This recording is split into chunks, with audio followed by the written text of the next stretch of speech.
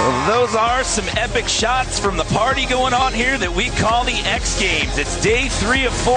You are looking down on the event deck here at LA Live, and right now we are set to kick off the BMX Park final. Hello everyone, I'm Jimmy Coleman sitting alongside Dennis McCoy and Kevin Robinson. We have narrowed the field down to 10 riders. We've got last year's defending gold medalist, that man right there, Daniel Dares. He is in the lineup, but our top qualifier coming into this was last year's silver medalist, Dennis Anderson. We have 10 riders. It's 2 heats of 5. We run them in a 15-minute jam session, and we're taking 5 riders out of these top 10 going into our final. And there's a shot of Brett Banasewicz. He is the youngest competitor in the field here today at just 16 years old. Last year was his first X Games. He barely missed the podium. He finished in 4th, and he is going to start us off. Banasewicz in for his first run. It's so amazing the progression level that has come on with some of the youngest riders. Yeah, he's certainly pushing the envelope. Oh, with a nice big flare over the tombstone, around the pool bowl. Check out the speed. Big double whip. Brett's putting it together here. These guys have had an extra day to get comfortable on this course. A gap in between the prelim and now the final. A little bit low on that flare. But I see a big improvement over the prelims already. And catch bar 450 over the hip. Did he spin those twice? Yes. Brett definitely looked a lot more comfortable than he did in prelims when he had, was battling some bike issues. Good solid run. Yeah, the elimination, his chain kept breaking, and he only got 2 runs. The way this works, it's a 15-minute jam session. These guys have to run in order. It's a 40-second max run clock. The best run score you can possibly get is at 50. It's your 2 best scores total together. And remember, out of these 10, we're taking 5 into the final. And meanwhile, Kyle Baldock is just ripping it up out here. Another guy that, these guys are going to get more and more comfortable on the course as time goes on. Having an extra day of practice in between with less guys to share the course with, it's going to show in the way these guys attack it. He is our only X Games rookie in the lineup here. He's coming off a big win last weekend in Park at the Dew Tour, and he's looking pretty calm here in the final. Throwing the front flip. Right front. The tough thing about that is he has barely no transition to land on when he lands, but he still pulls it. Just catching the last little bit of transition right there. We got us a solid start to this, guys. This is coming out with a banger. I gotta say, these guys are ready to battle. Well, another thing to note here is we take the 2 best scores out of each heat, and it's the better 3rd place score between the 2 heats that'll round out our 5-man final. Nice grind there on the carport. Gary's got just the most unique lines of anybody in the bunch. High-speed manual, dropping it down. It always impresses me so much, the speed that Gary maintains throughout the course. After watching at home, you see the 2 clocks in the upper right-hand corner of your screen. The 1 in white, that is the jam session time. The 1 in yellow, that is the actual run time. It's run till you fall or until 40 seconds has elapsed. And we've got 2 guys tied right now. It'll be interesting to see how this compares to Gary's run. He just attacks this thing, he flows. You can put the most simple course out there, and Gary's going to find a way to get creative on it. Now, we haven't talked about this yet. I mean, this is not like park courses we've seen many years past with box jumps and quarter pipes and whatnot. You got to have the big tricks, but it's also about style and flow in a course like this. Yep, and it's interesting to see guys like this, Daniel Dares, who's just a trick machine, adapt his tricks to this course. With a trick like that, a big double tail out of the tombstone. And a course like this, too, not only do you have to adapt to this style course, but you have to do it all within a 40-second time frame. So to put all that together, that's challenging. And it's extremely methodical for a lot of these guys. And if you slip up one thing, it's real easy to lose your pace and get lost in this course. And that hasn't happened to Daniel in this run. I'm impressed. He's flowing this thing. It hasn't happened to anybody in this opening round of heat number 1. They are coming out swinging. Down to Park 7. Wow. Park 7 over the transfer. That was massive. Kind of a flat spin rotation in that 720. Remember, the best possible run score you can get is a 50, and everybody's pretty evenly matched at this point. We got 2 33s, a 35, and Daniel in there with a 36. But here comes our top qualifier out of elimination. Last year's silver medalist is Dennis Anderson. Wow, big whip. That was definitely an original line. I don't think I've seen that yet with the tail up into the wall. Well, he finished 5 full points ahead of the rest of the field in qualifier elimination the other day. Dennis's riding is ridiculous, and I don't use that word lightly. I mean, look at this. He's huge tail whip pocket air. And he's got a wonderful name too, doesn't he? Hey, man, I I smile when I see Dennis ride because he just kills it on everything. I mean, he won Park and Dirt in Salt Lake at a Dude Tour. He can win here and he can beat Garrett tomorrow. He's that good. With tricks like that, a foot jam nose pick to fakie. A fakie's a universal term. You'll hear it a lot. It means going into a trick backwards or landing it backwards. Wow. Brett's putting it together here.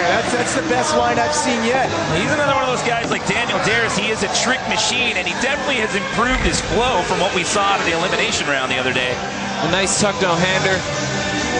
Coming out of Tombstone, building up some speed. Let's see what he can finish with, because this run is very, very solid. Oh, the flare whip sliding out. That'll hurt because he still had time on the clock. And as a competitor, that's frustrating to just nail a run and then mess up at the end. And you hear the buzzer go, so that means that constitutes a fall.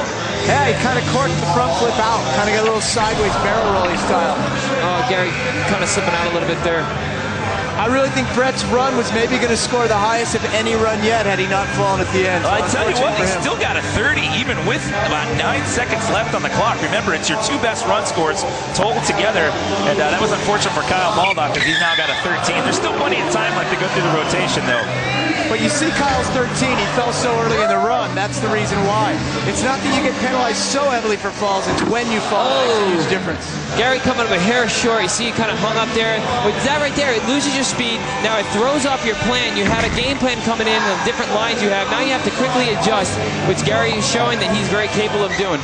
Now we mentioned style and flow. He's one of those guys. He doesn't have some of the big tricks like Brett Matasewicz and Daniel Darris, but he attacks this course at high speed. You will see him whipping through these corners with unique transfer lines and gap jumps.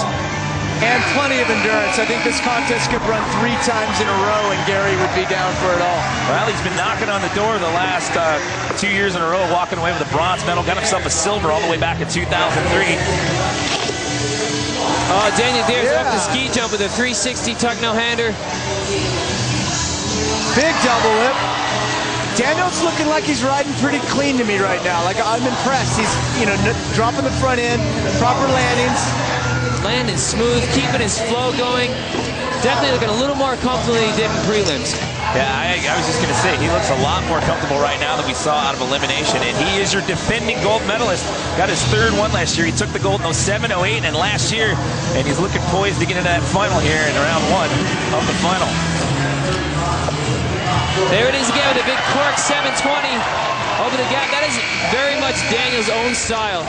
That might have been a better landing than what he had out of the first run. Now, his first run score was solid at 36, and that gets him a 38, so he's got the highest single run score of the team so far. Anderson, he's been doing that trick for years. Roll on, 270 in, like alley-oop style. That's a lot crazier than it looks. Wow. What a massive transfer. Look at the speed that he's maintaining through this course. And a bar-to-bar back in the deep part. I'd like to see some of these guys air big more. It's tricky to get the line to hit that corner with speed. Wow, huge flip. That was a massive flip. When Dennis says bar-to-bar back, he spins his handlebars one direction, catches it, and then spins it back the other direction. And what Dennis does, and few of the guys do, he links these big tricks like this flip over the volcano. A volcano is when there's a deck bigger than the spine, and he'll throw in a tech lip trick, and he'll find his way to get speed back. That's what we need to see more of from a lot of these guys. That should be a big run score for Dennis, and he gets the highest score of the afternoon so far. That's a 40, so that puts him 1 point ahead of Daniel Darris. Did you see that? Front flip tuck, no hand. You guys, we got a sandwich. Oh, he gets hung up coming out of that pool bowl. Let's check out this replay. Look at this. Tucks the bars in his lap, spreads his hands out. Very well executed. It'll be interesting to see how Kyle responds after falling early in that pass run, because all of these guys have a legit shot of getting into that final round of 5 and getting up on the podium. Well, now a sense of urgency starts to kick in with about 6.5 left on the clock. He may get 1 more rotation out of this, possibly 2, but Kyle's got to drop that 13. Look at the speed that You don't see that every day. Front flip off the carport, no transition to take off from. Just pulling it from a flat surface. That is so impressive. And you're landing completely to flat on this. Oh, I had the pleasure of riding street in Kansas City, my hometown, with him recently, and he would just casually throw front flips out riding street. Oh, there's a ledge. I'll front flip off of it. straight into the flip fakie. I love that I'm starting to see flip fakies again. You know, they got put away for a little while. We're starting to see them come back out again. They're making a comeback. Retro. This will be a big score here for Kyle Baldock, and he gets a 32, so that's what he needed to do. Get rid of that low score of a 13. Here we go with Gary Young again. Gary Young with a nice 360 up into the ski jump. Kyle and Gary are tied right now. Gary would hold the tiebreaker over Kyle, and it's only the best of the third place scores from the two heats that come out. You want to be the downside grind around the corner. That's when the bottom two pegs catch a corner and he does it again. He's had two big lip tricks going over that doorway gap. And he's maintaining his speed. That's what is so impressive.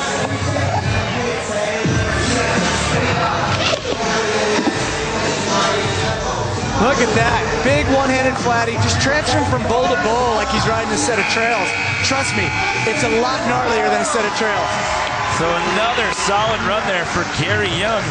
That'll bring up Daniel Des. Remember, we're taking the two best scores out of each heat and the better third place score between the two, so that bumps him up big time. That gives him a 71. Daniel going, it looked like he's going for the double peg grind. His front peg slipped off, dropped his front wheel. He'll have to call that run, get back up, and get in for another one. As it stands, Daniel and Darius have a bit of a cushion. They're sitting pretty safe. Yeah, caught up on his peg there. Lucky for him, he didn't fall down with the bike. Look at that. There's a new line we haven't seen out of Dennis Anderson. Oh, Dennis with the bar spin to toboggan into the pool bowl. Bar spin, looked like he was going to do a tuck no-hander out of that, but he's sitting in the lead. I don't think he'll slip past the top two. See that? Big how hard that is to go around the pocket. That is such a challenging thing to do. There he goes again with that foot jam nose pick coming in backwards. I'm a huge fan of that trick. Do you guys get the feeling that Dennis probably hasn't even glanced over to see what his score is yet? I love that about the guy. He's so good and he's so carefree. And if he keeps the two of those elements, this guy's going to be ripping it up for 20 or 30 years. Well, he walked out of here last season with back-to-back silver medals in Park and Street. He'd like to trade it in for a shiny gold one. What? You can get all your X Games schedule information by downloading the new mobile app, where you can log on to xgames.com/schedule. Stay in tune with your favorite events throughout the entire weekend here at X Games 17. That was a bizarre front flip flat. Oh, Kyle Baldock going for the backflip tail whip. This is his first X Games, and he has risen to the occasion. Yeah, he's holding his own, but unfortunately, I mean, Gary Young, Daniel Dares, and Dennis Anderson have just put it together.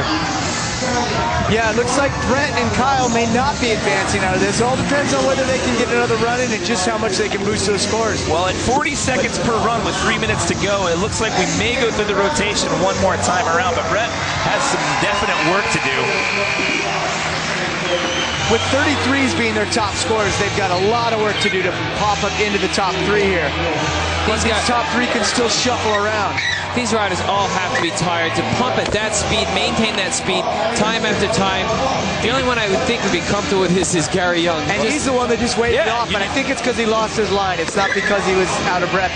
As a competitor, you know, if this run can't beat my other one, maybe I'm better off saving it for the next one. Well, then you start using energy and everything and expending energy that you could use on your next run. And risk. We're always expending risk. If you figure if you do this stuff 10 times, you might fall 1 or 2 of them.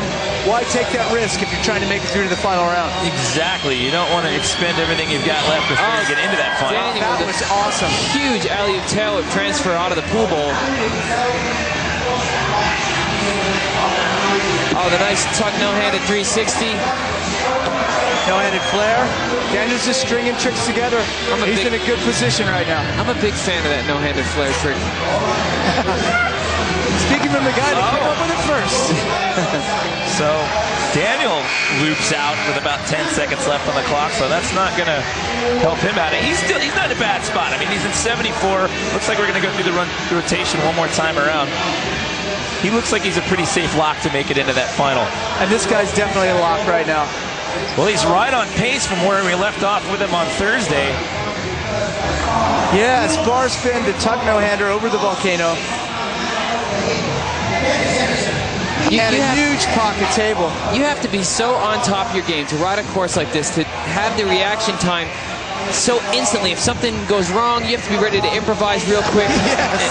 That's a new one for improvising. Yeah, haven't seen that in a line. I can't stress enough how impressed I am that he can link these high-speed moves, go giant, and do that. And do that. A tech risky lip trick to fakie. You know, you don't usually just want to